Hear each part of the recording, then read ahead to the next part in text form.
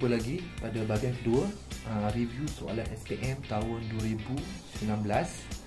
Okey, soalan kertas 1. Untuk siapa yang tak mau terlepas semua cikgu punya video, boleh subscribe channel cikgu. Okey, so kita akan bincangkan soalan SPM tahun 2019.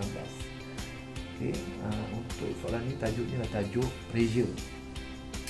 Okey, nombor 14.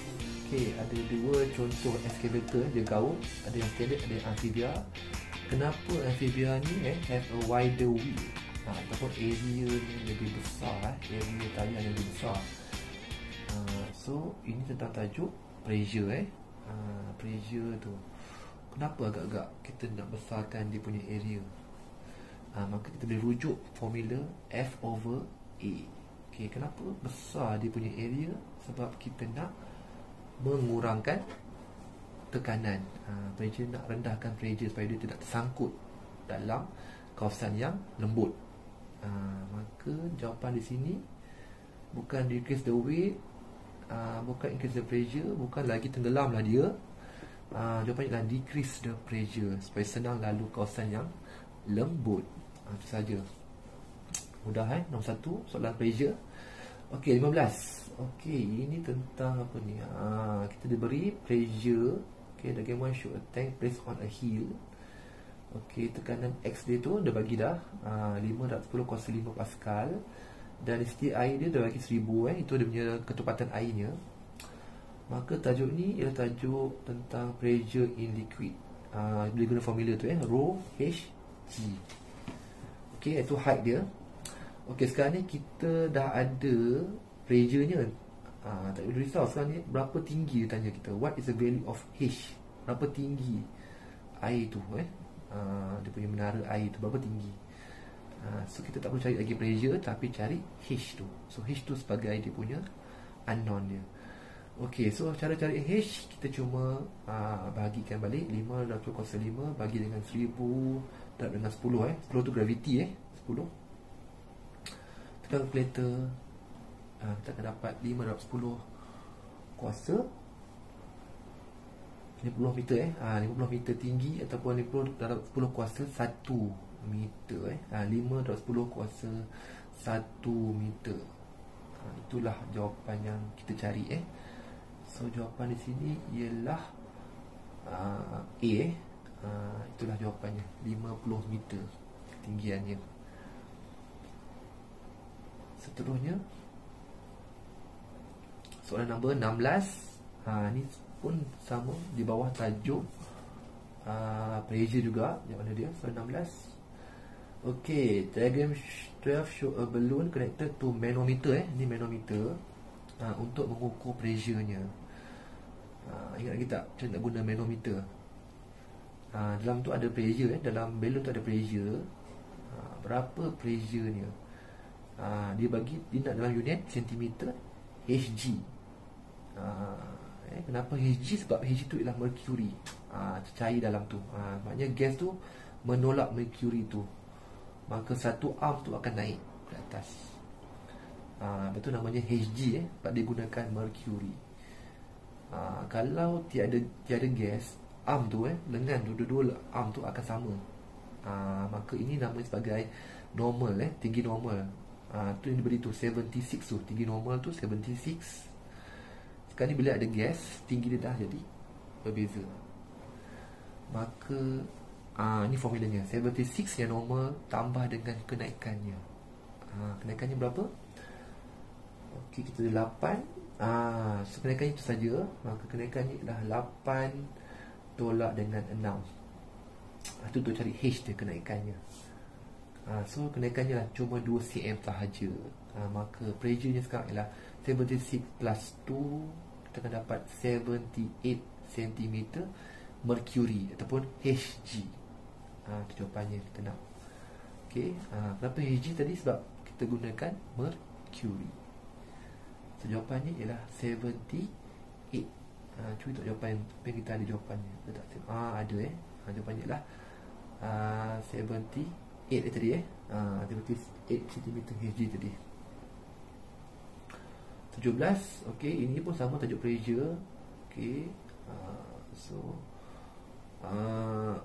Which modification need to be made to lift heavier car? Maksudnya beratnya lebih besar lagi. Apa cara kita nak dapatkan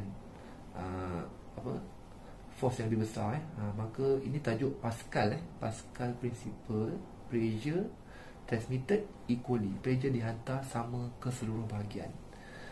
Maka kita boleh buka formulanya, F1 over A1 equal to F2 over A2. Maka cara nak menambahkan lagi daya dekat F2 tu, okay, sama ada kita boleh kecilkan A1 tu, sebab dia kan opposite, A1 rendah, F2 akan naik.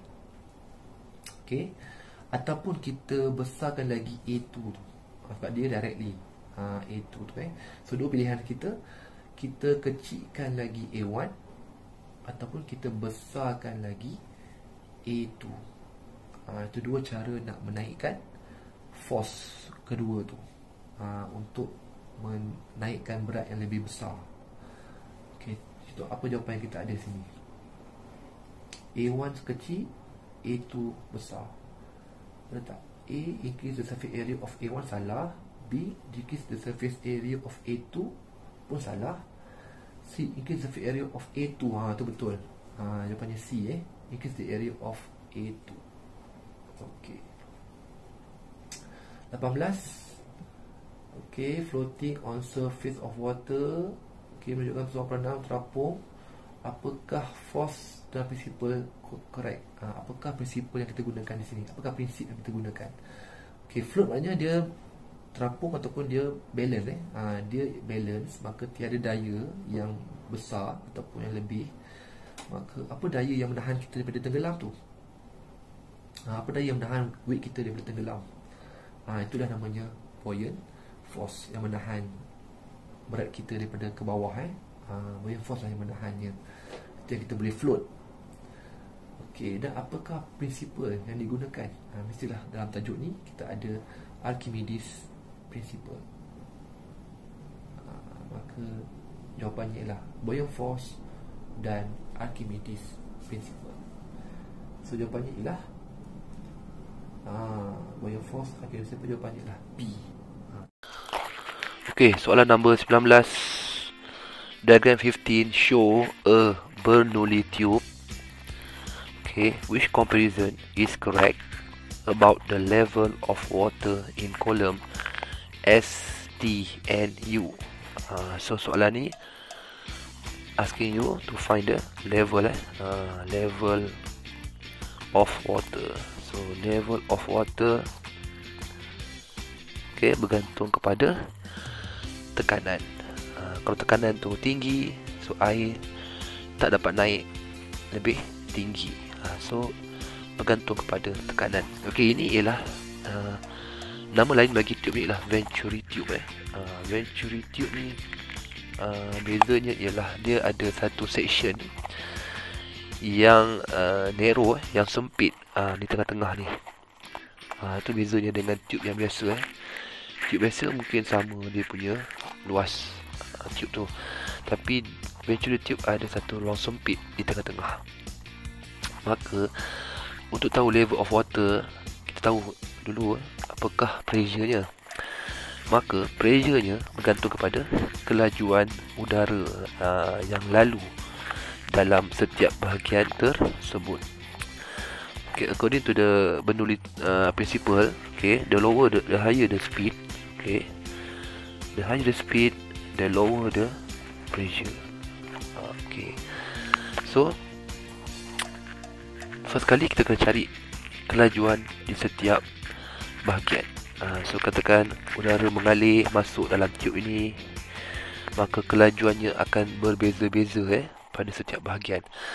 Maka bila udara masuk di ruang sempit ini, maka udara tersebut akan bergerak dengan lebih laju kerana ada banyak udara yang masuk dalam bahagian tersebut. Maka di T sebenarnya kelajuan udara sangat-sangat tinggi di situ.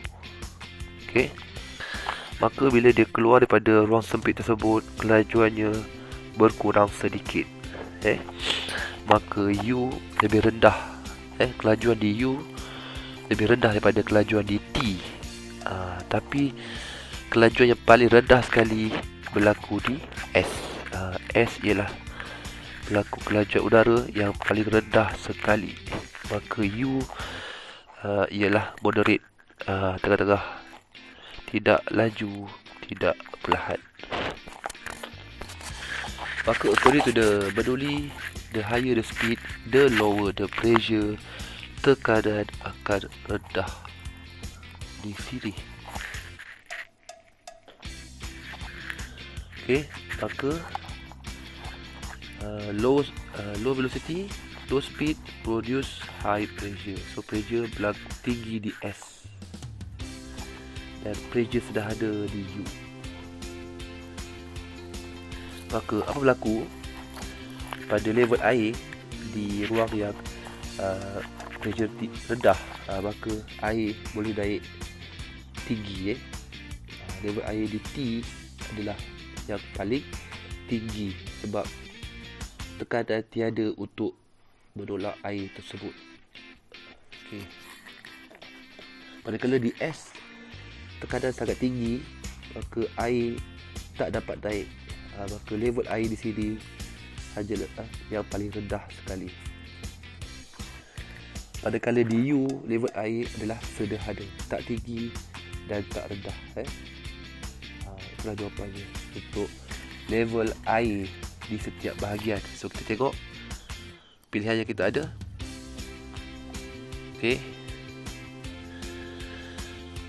Yang kita ada sekarang ini, sudah tentulah yang highest di T. Tapi C pun betul highest betul, tapi S yang paling rendah, ni dia rendah, dan U moderate di tengah-tengah. So jawapannya ialah D. Betul tadi.